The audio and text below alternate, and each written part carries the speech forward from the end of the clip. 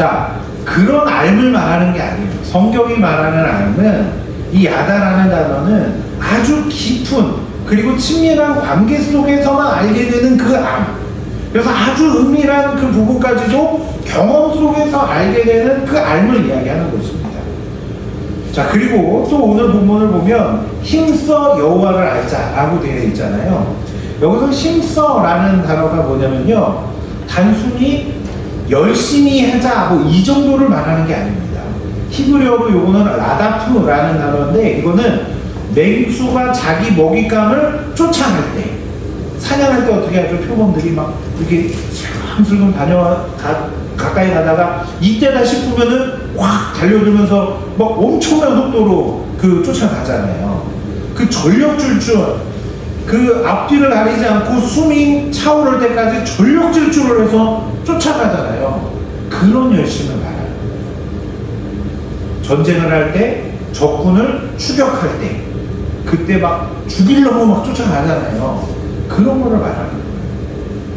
2026년 우리 옥상교회 모든 성도님들은 하나님을 아는 일에 라다프, 힘써 나아가며 그 은혜들을 함께 누리는 그런 해가 되었으면 좋겠습니다.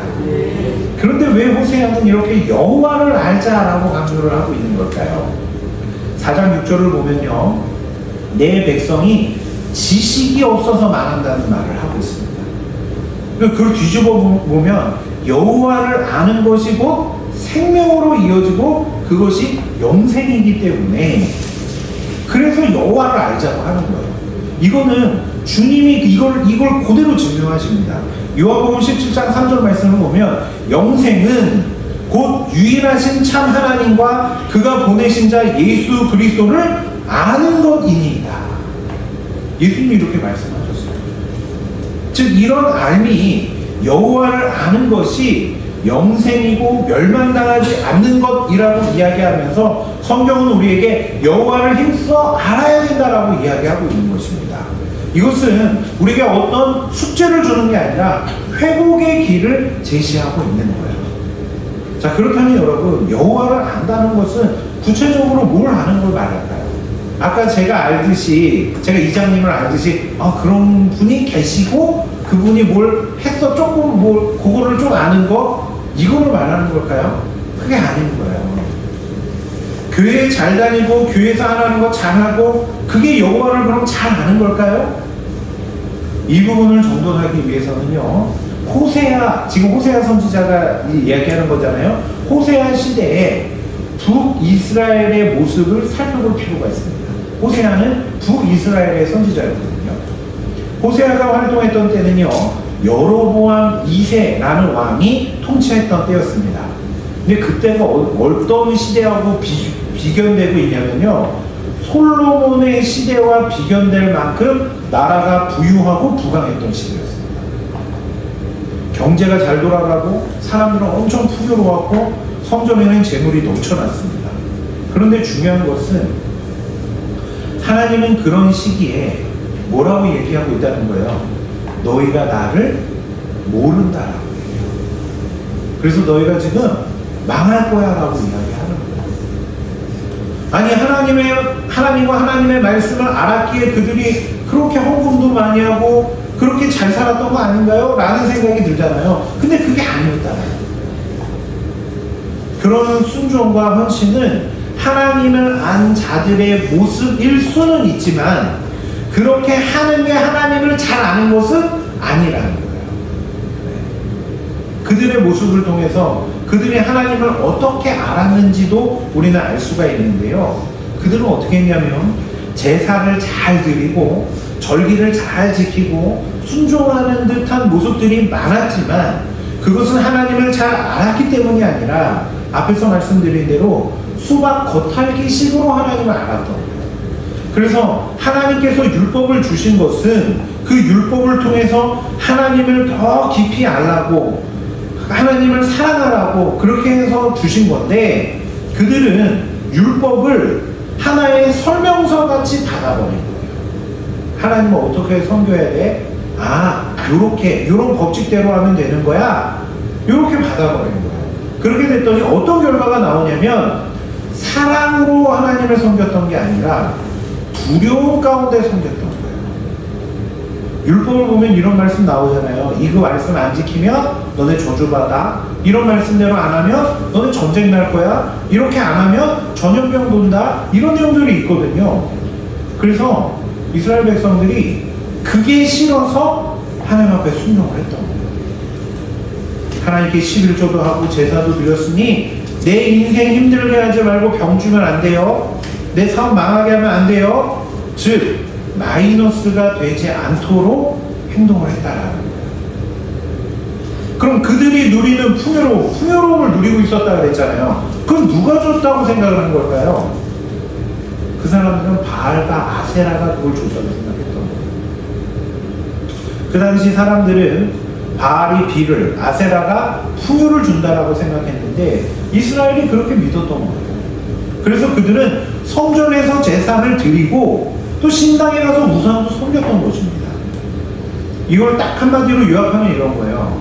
벌 안 받으려고 하나님을 믿고 복을 받으려고 우상을 섬겼다 이거예요. 이게 호세아서의 주된 스토리인 고멜과의 이야기 속에서도 등장하는데요.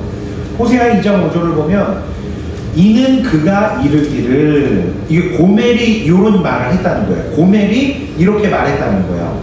제가 그 고멜이 한 말을 뉘앙스를 살려서 표현을 해보면 나는 나를 사랑하는 자들을 따를 것입니다. 내게 행음한 자들, 나와 행음한 자들, 그 남자들을 따라가겠다는 거예요. 그 여자가.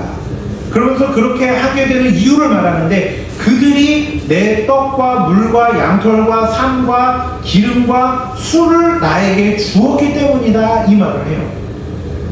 지금 어떤 상황이냐면요, 그 여인이 남편이 있는데, 그래서 그 남편이 호세아였거든요. 호세아가 벌어다 준 걸로 자신이 그것들을 다 누리고 있었는데 이 음탕한 아내가 하는 말이 내가 누리는 거 이거 당신이 준 게 아니라 내가 바람 피면서 만난 그 남자들이 준 거예요. 이렇게 말합니다. 저는 처음에 이게 무슨 뜻이지? 막 이렇게 이해가 잘 안 되는 거예요. 그런데 이 모습을 이스라엘과 연결하니까 그 말이 딱 맞는 거예요. 남편, 즉 하나님께서 다 주신 것임을 알지 못하고 내가 바람핀 남자들, 우상들이 준 것이라고 그들이 생각했던 것입니다. 이 말이 뭐예요? 하나님의 말씀에 순종한 것처럼 제사 드리고 절기 지키고 언급은 했지만 그것은 내게 해코지하지 말라고 마이너스 당하지 않게 하기 위해 하나님의 눈을 속였던 순간들일 거고, 그 당시가 되게 부유한 시기였기에 그런 부유함을 누렸던 것은 우상이 나에게 준 거구나 생각했던 거죠.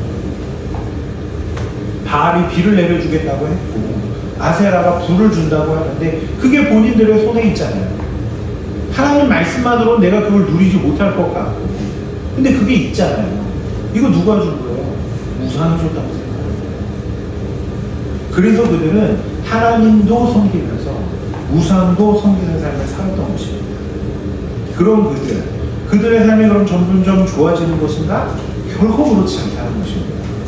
점점 우상은 많은 것을 요구하고 사랑하는 것들을 더 내놓으라고 채찍질하는 거예요. 점점 그들은 멸망으로, 점점 무너짐으로 가고 있던 상황이었던 것입니다. 실제로 그 당시에 그 북이스라엘이 부유해질 수 있었던 이유가 있었어요. 그 이유가 뭐냐면 아수르가 점점 강해졌기 때문에, 아수르가 점점 초강대국으로 강해지니까 이 나라를 견제하느라 이 주변 나라들이 이스라엘을 신경을 못 쓴 거예요. 가만히 놔두면 어떻게 돼요? 가만히 놔두면 경제가 잘 돌아가고 평안한 거예요. 왜 그렇게 되는 거예요? 아수르가 강해지고 있었기 때문에. 그런데 그런 위기의 일들을 전혀 바라보지 못하고 그들은 그냥 편안하게 이거 내가 너무 잘하고 있나 보다, 하나님 섬겨서 나는 마이너스가 없고 우상 섬겨서 복을 너무 많이 받고 있나 보다, 이렇게 생각하고 있었던 거예요. 사실 그거는 멸망의 전조증상이었거든요. 결국은 북이스라엘이 이 아수르가 커지면서 아수르에게 멸망을 당합니다. 그러니까 멸망 바로 직전이었는데 그것을 알지 못한 채 그들이 살아갔다는 거예요. 그런데 그런 그들을 하나님께서 그냥 두지 않으시고 돌아오라고 지금 붙들고 계십니다. 야, 그거 아니야. 나에게 돌아와야 돼. 그게 6장 1절 말씀이죠. 돌아와야 돼. 이거잖아요. 여러분, 창녀가 그 고멜이 창녀였거든요, 원래. 근데 그 창녀가 음탕한 일을 놓지 못하고 계속 그 남자들을 만나고 이렇게 되면 여러 남자들을 계속 만나면서 음탕한 짓을 하고 이렇게 되면 결국은 어떻게 될까요? 제가 그런 일을 종사하시는 분을 알 길이 없어서 정확하게 몰랐는데 한 영화를 보고 제가 알았는데 결국은 몸이 다 망가지고 나중에 돌이킬 수 없는 상태가 되어서 후회 속에 죽는 것밖에 없더라고요. 그래서 그를 사랑하는 사람이 지금 그걸 알기에 너 거기로 가면 안 돼. 지금 돌아와야 돼. 이 이야기를 하거든요. 하나님께서는 그런 이스라엘을 부르시며 자신의 마음을 알려주기 위해 호세아를 부르시고 그래서 충격적인 명령을 내리십니다. 이렇게 말씀하시죠. 너는 가서 음란한 여자를 맞이하여 결혼을 하라고 하십니다. 그게 고멜이에요. 그래서 창녀인 고멜과 결혼을 합니다. 그 여인을 데려오기 위해서 뭘 해야 되죠? 값을 치러야 돼요. 값을 주고 그 여인을 데리고 와서 결혼을 한 거예요. 여러분, 근데 한번 잘 생각해 보세요. 창녀와 결혼을 한다고 하면 그 선지자의 권위가 잘 세워질까요? 지금 그때하고 많이 달라졌죠. 많이 사람들의 생각이 개방이 되고 직업에는 귀천이 없다라는 생각들이 있고 개인적인 부분들은 인정해주는 시대가 지금이기도 합니다. 그죠? 그런데 이런 시기에도요, 목회자가 그런 여인과 결혼을 한다고 하면 대부분의 사람들이 그것을 만류할 겁니다. 그렇죠? 왜요? 두고두고 그 일들이 회자가 될 거고 그로 인해 목회가 힘들어질 수 있기 때문에 그렇죠. 그런데 그런 음탕한 여인과 결혼을 해서 자녀를 낳으라고 하나님이 명령을 하신 거예요. 그리고 호세아는 그것에 순종을 했습니다. 그런데 더 기가 막힌 건 그렇게 결혼해서 애를 3명을 낳았는데 그 여자가 또 집을 나간 거예요. 아까 말씀드렸죠? 2장의 내용이 그거예요. 나에게 이런 것들을 준 그 남자들 만나러 갈래? 하고 또 나간 거예요. 내가 누린 거 바람핀 남자들이 준 거야. 이러면서 간 거죠. 여러분, 이쯤 되면 이혼 도장 찍고 이제 끝내야 되는 거잖아요. 아이, 잘 됐다. 하나님이 하라고 해가지고 억지로 결혼하긴 했지만 지발로 나간다니까 뭐 그래, 이쯤에서 끝내자. 뭐 이렇게 됐어야 되잖아요. 근데 하나님이 3장에서 또 이야기하셔요. 너 가서 그 여인을 다시 내려와. 그때 호세아의 마음이 어땠을까요? 아니, 이건 손해배상 청구를 해도 모자를 판에 데리고 오려면 또 값을 치워야 되거든요. 값까지 치르고 다시 데려오라니. 이건 일방적인 상식에서는 이해가 안 되는 거죠. 그런데 호세아가 그렇게 또 데리고 옵니다. 그때 호세아의 마음이 어땠을까? 제가 성경을 보면서 묵상하는 가운데 그 마음을 조금 느껴지는 것 같더라고요. 그러면서 제가 하나님의 마음이 이랬던 거구나. 잘못된 지식 속에 영적 가능을 일삼는 자신의 백성들을 바라보고 포기하지 않으시는 하나님의 사랑이 이런 거였구나. 얼마나 그 사랑이 대단한 건지 그때 조금 느껴지는 거야. 호세아가 그 순종의 자리에서 하나님의 마음, 하나님의 사랑을 깨닫게 되는 것입니다. 특히 하나님은 사랑이라고 하잖아요. 여기 써 있잖아요. 하나님은 사랑이다. 네. 하나님의 사랑을 알 때 하나님을 안다고 할 수 있는 건데 호세아가 순종의 그 길에서 그걸 알게 됐던 거예요. 그래서 뭐라고 얘기하는 거예요? 돌아와라. 여호와께로 돌아가자. 그리고 하나님을 알아가자. 그게 생명이고 복된 것이라고 지금 이야기하고 있는 것입니다. 저와 여러분, 우리가 힘들지만 순종의 자리에 그렇게 있게 될 때, 순종하며 살아갈 때 우리는 조금씩 알게 되는 것입니다. 하나님이 얼마나 나를 사랑하시는지 아는 거죠. 저와 여러분의 2026년, 더 나아가 우리의 모든 신앙생활이 그 순종 가운데 알게 되는 그 하나님의 사랑을 깨달아가는 그런 복된 그런 삶이 되어야 하는 것입니다. 제가 이제 말씀을 준비하면서 여기까지 딱 보고 와, 내가 말씀 잘 준비한 것 같다, 이 생각이 딱 들었어요. 아, 너무 좋다, 이 메시지 너무 좋다, 도전도 되고 막 이러니까 너무 좋다, 이런 생각이 있었는데, 그러면서 뭐 그 메시지를 준비하고 기도하면서 이제 마무리를 하려고 했는데, 본문에 관련된 책과 또 영상들을 다시 보면서 뒤통수를 한 대 맞은 듯한 상황이 제가 보이게 됐습니다. 그게 뭐냐면 이 문구였어요.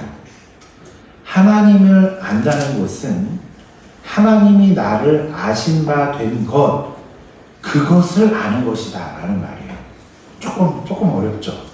네. 그리고 또 하나가 뭐냐면, 한 목사님이 이런 말씀하셨는데, 우리가 알아야 할 것은 우리와 하나님과의 관계가 더 좋아질 수 없는 사이라는 것을 아는 것을 말하는 것이다. 우리가 알아야 될 게 뭐라는 거예요? 하나님과 우리와의 사이가 더 가까워질 수 없을 만큼 가까운 관계라는 그걸 아는 게 하나님을 아는 거예요. 이 말이 조금 꼬여 있어서 어렵게 느껴지실 수 있는데, 제가 이 두 개의 문장을 대하면서 지금까지 한 내용들이, 설교들이 좋은 건 줄 알았는데 내가 성도님들께 또다시 하나님을 두려워하는 대상으로 만든 게 아닌가, 그 생각이 든 거예요. 하나님의 사랑을 알아야 한다고 말하면서 결국 하나님의 사랑을 느낄 수 있는 건 순종의 자리에서 알게 되는데, 결국은 그렇게 하면요, 다시 하나님의 사랑을 느낄 수 없는 자리로 가는 거예요. 결국 제 메시지가 하나님 말씀을 보고 힘들지만 순종할 때 하나님의 사랑을 알게 됩니다, 이 말씀을 드린 거잖아요. 그런데 하나님의 사랑은 거기에서도 어느 정도 알 수 있는 부분이 있지만, 그 전에 전제되어 있는 내용들을 깨닫지 못하면 온전히 알 수 없는 것이 되어버리는데, 그게 뭐냐면 내가 고멜이었다는 사실을 알아야 되는 거예요. 지금 호세아를 통해 하나님이 알려주고 싶은 게 뭐냐면, 내 백성이 알아야 된다라고 생각하는 게 뭐냐면, 내가 하나님의 백성들이 고멜과 같은 그런 위치에 있었는데, 그런 하나님의 백성을 하나님이 사랑했다. 하나님은 그걸 알기를 원하신다는 거예요. 그 이야기가 호세아인 것입니다. 고멜과 같은 이스라엘을 내가 사랑했다, 그러니까 돌아와, 이거예요. 요거를 멋진 말로 바꾸면 하나님이 나를 아신 바 되는 것을 아는 것, 그리고 우리와 하나님과의 관계가 더 좋아질 수 없는 가장 좋은 관계라는 것을 아는 것, 이게 되는 거예요. 그 말이 뭐예요? 우리의 연약함과 허물, 고멜과 같은 나를 하나님이 사랑했다라는 것이거든요. 호세아서에 있는 여러 가지 표현들 중에요, 제가 정말 소중하게 생각하고 여기는 표현이 있는데, 그게 뭐냐면 호세아 3장 2절 말씀입니다. 그게 뭐냐면, 내가 은 15개와 보리 한 호멜 반으로 나를 위하여 그를 사고. 이게 뭐지 싶으시죠? 이게 뭐야? 이게 얼마나 소중한 말이지? 막 이런 생각이 들잖아요.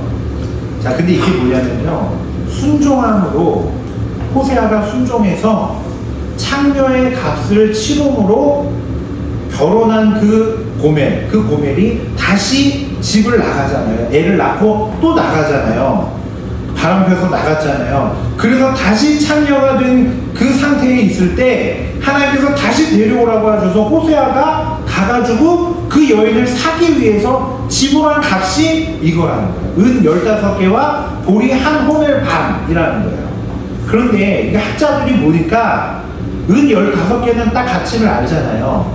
근데 보리 한 호멜 반의 가치가 얼마냐? 학자들이 생각을 해보니까 그게 은 15이었대요. 그러니까 지금 총 합하면 얼마예요? 은 30을 주고 고멜을 다시 사왔다는 거예요. 그런데 여러분, 성경에 사람의 값으로 이 은 30이 지불된 적이 한번 정확하게 나옵니다. 언제죠? 가룟 유다가 예수님을 팔 때 사람들이 그에게 줬던 금이 얼마예요? 금액이 얼마예요? 은 30이었죠. 지금 예수님이 오시기 몇백 년 전인데, 하나님은 자신의 백성들을 향한 하나님의 사랑을 설명하시면서 주님이 우리를 구원하기 위해 치르셨던 그 목숨값을 지금 여기서 벌써 말씀하고 계십니다. 더 충격적인 건 뭐냐면 호세아가 그렇게 창녀를 빠져나올 수 없는 그 자리에 있는 그 자리에서 값을 주고 그를 구원해 주잖아요. 근데 이 호세아라는 말의 뜻이 뭐냐면 구원이에요. 근데 여기에 하나님의 이름을 붙이면 뭐가 되냐면요, 여호수아가 돼요. 이름이 지금 비슷하죠? 호세아, 여호수아 비슷하죠? 이게 여호수아의 뜻은 뭐냐면 하나님이 구원이시다라는 뜻이고, 이것의 아람어 단축형을 헬라어로 표현하면 그게 뭐냐면 예수가 돼요. 같은 의미. 지금 호세아는 예수의 모습을 드러내고 있는 것입니다. 도무지 가망성 없어 보이는 멸망받아 마땅한 사람을 사랑해서 구원하시는 예수님을 정확하게 그려내고 있습니다. 그런데 율법을 보면요, 이 은 30이 누구의 값이냐면 종의 값입니다. 종이 어떤 사고로 인해서 죽임을 당하면 이제 그 사고를 낸 사람이 그 종의 주인에게 값으로, 그 목숨값으로, 종의 목숨값으로 치러야 할 그 생명값, 그게 은 30이라고 율법에 나와요. 그러니까 하나님만 사랑해야 하는 존재로 창조된 하나님의 백성들이 죄를 지으며 음탕한 삶을 살았지만 하나님이 그들을 사랑하셔서 자신의 자녀로, 백성으로 삼아 주셨습니다. 그런데 그 은혜 안에 살면서 그들은 하나님을 알아가지 못하고 오히려 두려워하며 살았던 거예요. 왜냐하면 율법을 통해서 하나님을 바르게 한 게 아니라 벌 안 받는 법으로 그것을 받았기 때문이에요. 그래서 율법을 지키고 동시에 우상 숭배를 하며 영적 간음에 놓였고, 그렇게 멸망의 길로 가고 있는 자들, 그들을 하나님이 사랑해 주셨던 거예요. 그래서 자신의 아들 독생자 예수 그리스도를 보내서 그런 죄와 사망의 종된 자들의 값을 치워주셨던 것입니다. 그래서 은 30인 거예요. 너희가 죄와 사망의 종이었다. 은 30은요 그걸 선언하고 있는 것입니다. 그리고 그 일로 인해서 세워진 예수 그리스도와 십자가, 그걸 뭐라고 하는 거예요? 내가 널 얼마나 사랑하는지 그걸 깨달으라는 거예요. 이게 생명에 이르는 짓이 아닌 거예요. 여러분, 은 30은요 우리의 형편을, 처지를 선언하는 값이면서 동시에 예수 그리스도 전체의 생명값이었죠. 누가 그 음탕한 여인을 데리고 오는데 자신의 자녀를 내어놓을 수 있을까요?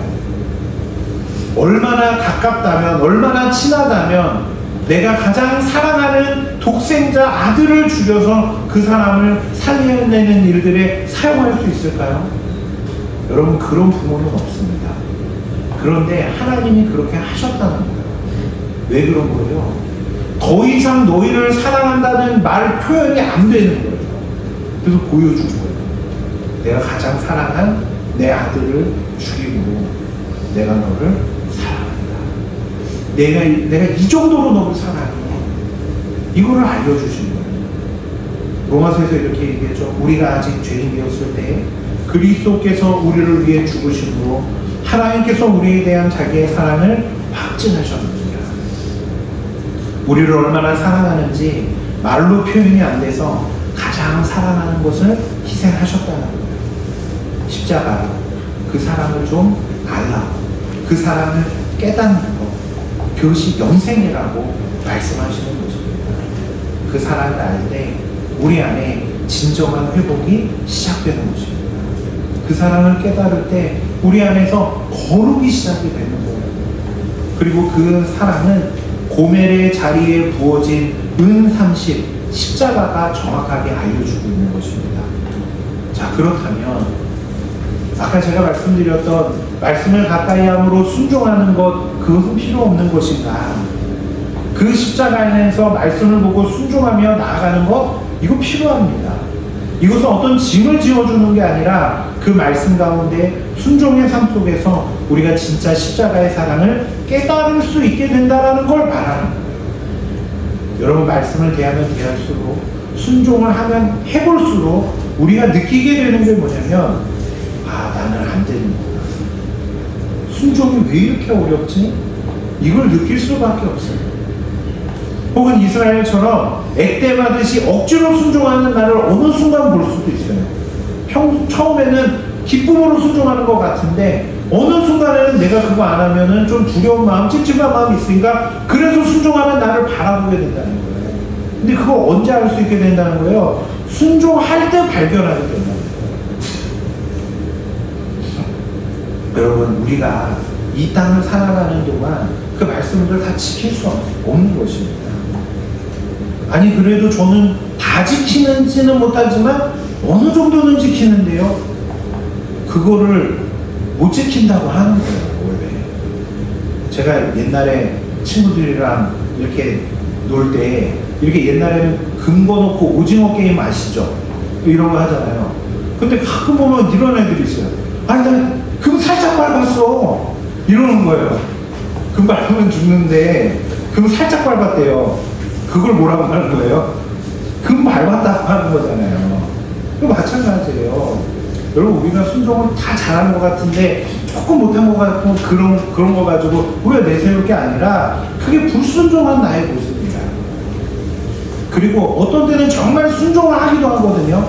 그건 뭐냐면 갈라디아서 20장 2장 20절, 나는 십자가에 못 박혔나니 이제 내가 사는 것은 내가 사는 게 아니요 나를 사랑하사 나를 위하여 자기 자신을 버리신 하나님의 아들을 믿는 믿음 안에서 사는 것입니다. 그 순종은요, 내가 한 게 아니라 내 안에 계신 성령 하나님께서 하셨다는 거예요. 즉 우리는 그 말씀 앞에서, 그리고 그 순종의 자리에서 실패를 경험하면서 내가 고멜이었구나, 이걸 아는 거고, 그리고 동시에 어떤 때는 순종을 성공하면서 내가 고멜 같은 사람인데 하나님이 나를 사랑해 주셔서 나와 동행하고 계시는구나, 그걸 깨닫는 거예요. 그걸 통해서 하나님의 은혜가 너무 감사한 거구나, 그렇게 하나님을 알고 하나님께서 보내신 예수 그리스도를 알게 되는 것이며, 그것을 알 때 그들에게서 십자가가 가장 소중하게 되고 그 십자가 안에서만 영생을 누리는 것이기에 그 알을 영생이라고도 이야기하는 것입니다. 저는요, 우리 옥사교회 모든 성도님들이 구원받고 영생을 누렸으면 하는 마음이 가득합니다. 그 마음밖에 없어요. 그래서 나중에 주님을 만날 때 저와 여러분이 하나님 앞에서 내가 했던 그 몇 개의 순종 그거 붙들고 나를 자랑스럽게 여기며 하나님의 심판대 앞에 서는 게 아니라 연약한 모습 속에 면목 없지만 그럼에도 불구하고 날 사랑하신 하나님의 사랑, 그것을 십자가를 통해 확인하였기에 그 무시무시한 심판대 앞에서 십자가만 붙들며 서길 기도하고 있습니다. 저는. 왜냐하면 그게 구원이기 때문에 그래요. 그게 생명에 이르는 단 하나의 길이기 때문에 그래요. 그 삶을 지금부터 말씀 가운데, 순종 가운데 누리며 살았으면 하는 거예요. 여러분, 여호와를 알자, 힘써 여호와를 알자고 하잖아요. 그 순종을 언제까지 해보는 거냐면 힘써 해보는 거예요. 실패할 때까지 해보는 거예요. 그럴 때에 내가 고멜이구나 라는 것이 고백되는 거고, 그런 멸망의 자리에서만 날 사랑했던 십자가의 은혜가 우리가 누려지게 되는 것입니다. 그걸 깨닫는 과정이 신앙생활인 것입니다.